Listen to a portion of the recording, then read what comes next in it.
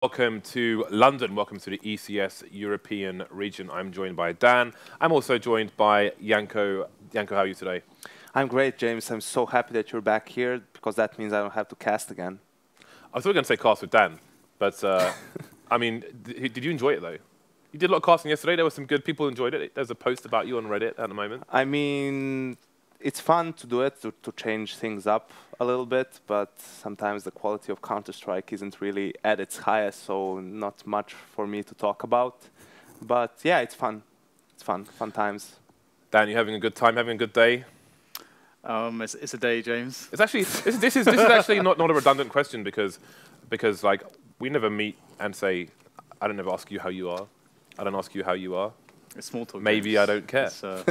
It's you know, you can do more creative. But for the sake of the crowd, maybe they care. Maybe the audience cares. They think we're all mates, of course. I mean, maybe we are. That doesn't mean we're not friends. I just don't care for small talk. I had somebody message me on Skype and he's like, "Hi, how are you?" I'm like, "No." He said, "How's life?" I said, "Life is life. What can I do for you?" Just tell me what you want. Although with French people and Italian people, right? Italian people will say your name in the chat and then just that's it. That's it until you reply. And French people will. It's a very long, drawn-out conversation about how you are, and then they say okay instead of okay. But enough about the tendencies of people from different countries. We're here for some Counter-Strike, after all. So this is the European region. We've got 5 matches for you today. A lot of NIP as well. So some of you can note that Threat isn't as involved in the team as he used to be, but he still is loosely involved. In fact, we can look at the schedule if you didn't see enough of it earlier on. See what the games are. NIP versus Godsent in 2 matches, then Virtus Pro, and then G2 versus Envious, somewhat of a French-speaking standoff at the very least to finish things off. Those are the matches coming your way today. 2 cobbles, Dust 2 Overpass, and a cache. So it's a nice mix of maps and closed maps and more open, faster maps, perhaps. We will have finals in Anaheim. I forgot everything. I forgot my whole life for a second there. We're going to have finals for ECS in Anaheim. That's in Los Angeles. Closest airport is John Wayne Airport, where you may see the likes of me, Dan, or Janko, some other people as well. Anaheim.csgoleague.com. I mean, I technically announced Janko, but who I mean, it's my bloody show. I'm announcing them if I want to.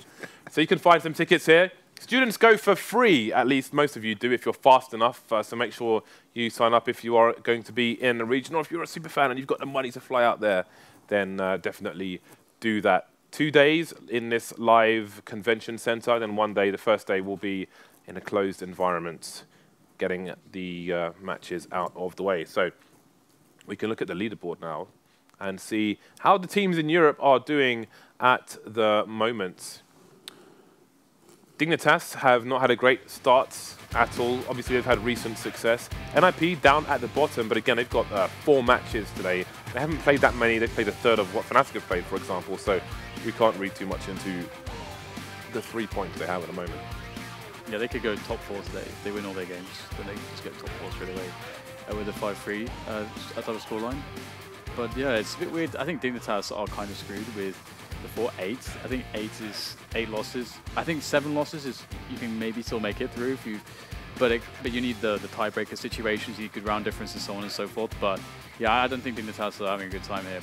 VP are an interesting one because they're also a team that can still actually top the scoreboard. So it'd be quite cool to see what their matchup against NIP is going to be like because as they've both played so few games, it's going to be very decisive, I think, for them.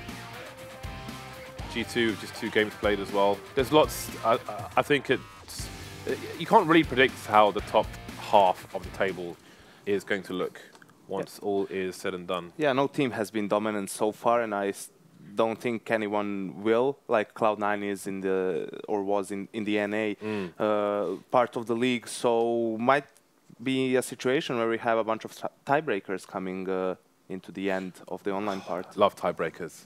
Love me some tiebreakers. Tiebreakers are always good. Last season, actually, we had SK. They were very dominant in the. I mean, they won every single match 2-0, save for one, which they lost 1 map to TSM. So it seems that. I mean, Fnatic would a team you would look at to have that consistent dominance in Europe, but that team no longer exists. Probably never exist again. At least with the 5. So maybe we'll have, I mean, who knows what's going to happen next year. Again, so many different teams now with different rosters that maybe we won't see any dominance. I mean, how do you feel about it? Do you prefer it, say in 1 year, calendar year, if there is a dominant force, such as Fnatic have been in the past, at least regionally, never mind worldwide, or do you prefer it when everything's in the open, you never know who's going to win a tournament, or if there's no heavy favorite? I think I prefer when there's more contenders, but not because everyone is weaker and then everyone is messing up and you don't know who's going to come out on top. Obviously, I prefer when there's more competition, but a lot of teams playing great CS, and you never know. The teams are pretty equal in terms of maps as well. They have deep map pool, so it comes down to the form of the day, who has something new in store as well, because that's when you get the greatest games too. One team dominating probably means that other teams are just way below their level, and that makes it not really that interesting coming into a tournament and having a pretty good guess who's going to win. Yeah, in that sense, maybe it's good that SK fell off a bit, because they were. I mean, just some of the individual things you see with that team just show that they probably study maps a lot deeper than other teams. I don't know if you agree with that. Dan, what are your thoughts?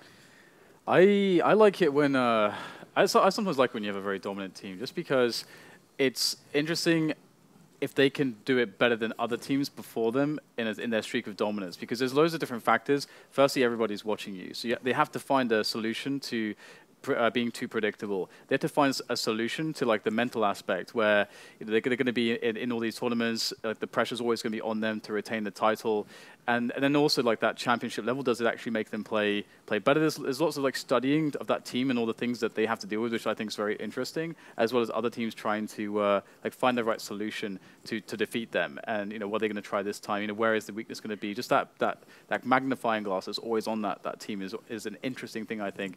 But as Janka said, I do definitely prefer when you have a more open field, where it's more about which team is showing something more exciting or innovative, or which player is going to suddenly show us that he can have the star performances consistently to break that team through to be maybe the dominant team. So, alrighty, there you go. Producer Reese, do we have our latest challenge loaded by any chance? I know one of these two teams for the first match has a technical issue, so we might be a little bit delayed. Okay, we don't have it just yet. The newest one's quite interesting. The newest one. I showed the anchor, actually. Oh, it's hilarious. Yeah, you enjoyed it. The new one is hilarious. Maybe we'll be able to load it later on. But for now, we may have a delay because Godsent I think someone's PC's blown up or something, so they have something to fix there. So perhaps we could see the archery contest. Producer Reese, can we do that? All right, he can do that. Check this out, guys. We'll be back in a few minutes.